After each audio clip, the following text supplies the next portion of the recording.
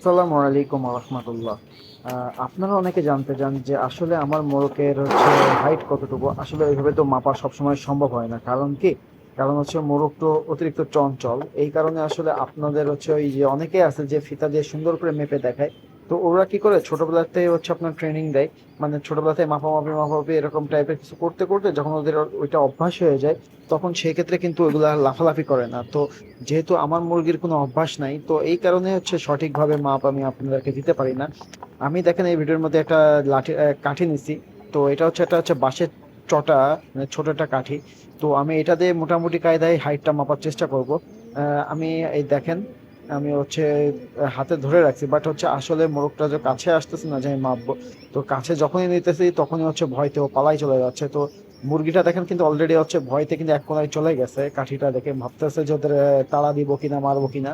এমনি কোনো সমস্যা নেই, যদি বসে থাকি সারাদিন হাতে বসে খাওয়া দাওয়া করবে, কিন্তু বাট এই যে ঝাঁটার কাঠি মাটি বা লাঠি মাটি এগুলো দেখলে ওরা ভয় পায়। কারণ কারণটা আমি বলি। কারণ আমি প্রতিদিন ওদেরকে যখন ছেড়ে দিই, ছেড়ে দেওয়ার পর আমি যখন ওদেরকে ঘরে তুলি, তখন আমি একটা লাঠি নিয়ে ওদেরকে ভয় দেখায় দেখায় আমি ঘরের ভিতরে উঠাই। তো সেই কারণেই ওই ভয়টা ওরা মনে হয় পাইতেছে। দেখেন, আমি কাঠিটার সামনে খাবারটা রাখছি, রেখে মোরগটাকে খাওয়াইতেছি। তো মোটামুটি কায়দায় আমি যেটা বুঝলাম আমার মোরগের হাইট। তো আসলে আমি কাঠিটা নিয়ে এসে নিচে যখন মাপছি, আমি আসলে ভিডিওটা করতে পারি না। তো আমি এই জন্য আন্তরিকভাবে দুঃখিত।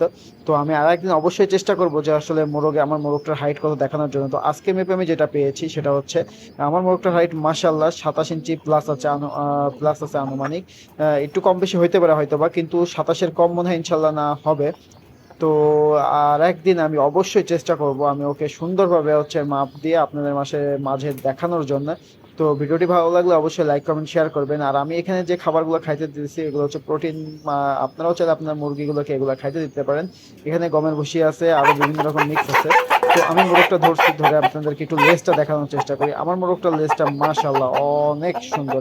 আর ভিডিওটি ভালো লাগলে অবশ্যই মাশাল্লাহ শব্দটি লিখে যাবেন, কারণ আসলে মানুষের চোখের নজর অনেক খারাপ। তো এই কারণে যদি ভালো লাগে অবশ্যই মাশাল্লাহ শব্দটি লিখে যাবেন। ধন্যবাদ।